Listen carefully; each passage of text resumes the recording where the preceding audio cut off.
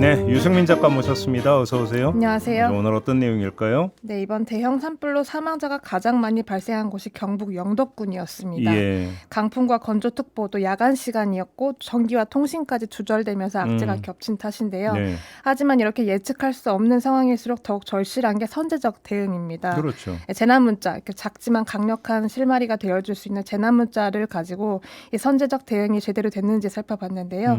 영덕군에만 읍이 1개가 있고 면이 8개가 있습니다. 불길이 가장 먼저 넘어왔지만 인명피해가 한 명도 없었던 지푼면이 있고 바닷가 쪽에 위치해 있지만 사망자가 7명이 발생한 영덕읍이 있는데요. 예. 이 두 곳을 대상 지역으로 추려서 비교를 해봤습니다. 그래요? 네. 일단 전체 상황부터 한번 정리해 볼까요? 네. 이 영덕군에서 불길을 파악한 시점은 언제예요? 25일 오후 5시 50분경이었는데요. 예.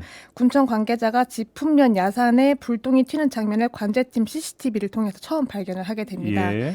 그리고 첫 번째 재난 문자가 30분 뒤에 발송이 되는데요.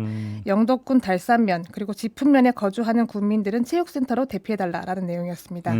그리고 5분 뒤에 황장제 인근에서 산불이 발생했으니 통행 금지 대피 안내 문자가 또 한 번 발송이 되는데요. 예. 이 황장제라는 곳이 지푼면에서 20km 떨어진 지점입니다. 그러니까 굉장히 인접한 지역까지 불길이 넘어왔다라는 건데 그 상태에서도 달산면과 지푼면 일부 지역 주민한테만 문자를 보냈습니다. 네.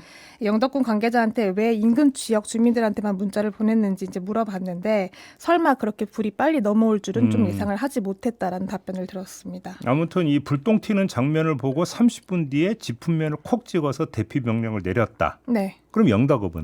영덕읍은 이제 오후 7시경에 문자가 또 한 번 발송이 되는데요. 그때부터는 군청이 좀 상황이 심상치 않다고 판단을 해서 전 국민한테 이제 문자를 발송합니다. 예. 다만 영해면 주민은 어디로 가세요? 뭐 창수면 주민은 어디로 가세요라는 식으로 특정 지역을 언급을 했기 때문에 같은 문자를 영덕읍 주민들이 받아놓고도 아 영덕읍은 포함이 안 되어 있으니까 대피를 아직 안 해도 되겠구나라고 생각을 했다라는 증언이 이미 나왔습니다. 영덕읍을 콕 찍어서 대피 명령을 내린 건 아니네요. 그러니까. 예, 아니었습니다. 그리고 나서 8시부터 9시까지는 단 한 통의 재난 문자도 발송이 되지 않았습니다. 예. 결과적으로 9시까지는 영덕읍 주민을 대상으로는 대피 명령이 내려지지 않은 셈입니다. 구체적으로. 예. 그럼 9시 이후에는요? 9시부터는 영덕 국민 전체를 대상으로 이제 문자가 발송되기 시작합니다. 그 내용을 좀 보면요. 강풍으로 인해서 산불이 급격하게 확산되고 있으니 국민께서는 산에서 멀리 떨어진 안전한 곳으로 대피를 해달라라는 내용인데요. 이 문자는 국민 전체이기 때문에 영덕읍 주민도 이제 포함이 되었다라고 볼 수가 있는데 여전히 이제 어디로 대피를 해라라고 대피소를 특정하지는 않았습니다. 예. 그 당시에 이제 영덕읍 매정리 주민이 이 문자를 받고 집 대문을 열자마자 물이 마당 앞까지 치고 들어와서 내 몸에 물을 뿌리고 불길 속을 빠져나갔다.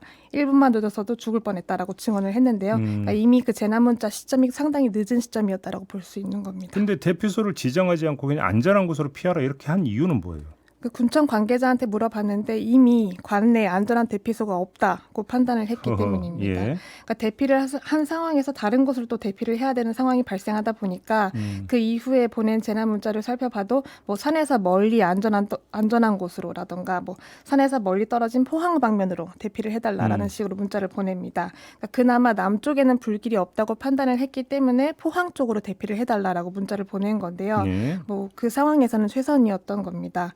그 과정에 이제 해안가 주민들이 육로 대피가 어려운 상황이다 보니까 배를 타고 대피를 하다가 방파제와 항구에 고립이 되는 상황도 발생했고요. 해경과 낚시 여선으로부터 구조되는 일도 있었습니다. 아무튼 정리를 하면 예. 그 인명 그 사고가 한 명도 없었던 지푼면 경우에는 비교적 빠른 시간에 아주 구체적으로 대피 안내 문자가 발송이 된 반면에 영덕읍에는 구체적인 대피 안내가 없었다. 그래서 사망자가 결과적으로 0명, 7명으로 갈렸다 이런 얘기네요. 네, 영향이 미쳤다고 볼 수 있고요. 또 여기에 이제 요인 하나를 더 추가를 해보자면 지푼면 같은 경우는 면장이 오후 4시에 이미 청송 나들목까지 불길이 번진 걸 실시간으로 파악을 하고 있는 상황이었습니다. 네. 그 청송 나들목이라고 하는 게 지푼면에서 20km 정도 떨어진 곳인데 그 시점에 이미 윗선의 지시를 기다릴 수 없다라고 판단을 했고 무조건 빨리 대피를 시켜야겠다고 판단을 한 결과 면사무소 직원들과 집집마다 돌아다니면서 대피를 해달라라고 읍소를 했었거든요. 네. 그래서 군청에서도 이제 버스로 지원이 나와서 주민들을 대피를 시켰는데 그런데도 전 주민을 대피시키는데 꼬박 3시간이 걸렸다고 합니다. 네. 그러니까 재난 문자가 도착한 6시 반이 지나서 이동을 했다고 한다면 사실상 전 주민의 대피는 쉽지 않았을 거라고 보여집니다.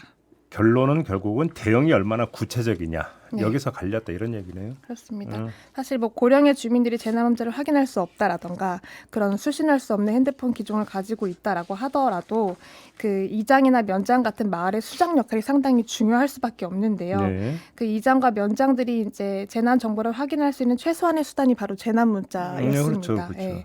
그렇기 때문에 지자체나 정부기관의 신속한 판단과 이런 선제적인 대응이 중요할 수밖에 없는 거고 이 동원할 수 있는 모든 수단이 제때 구체적으로 동원이 되어야 이런 인명 피해를 막을 수 있다라고 이번에도 보여집니다. 이제 그게 지품면과 영덕읍에서 갈린 그 예. 결과에서 확인이 된다 이런 말씀이시네요. 그렇습니다. 알겠습니다. 자 여기까지 진행하죠. 유승민 작가였습니다. 수고하셨어요. 고맙습니다.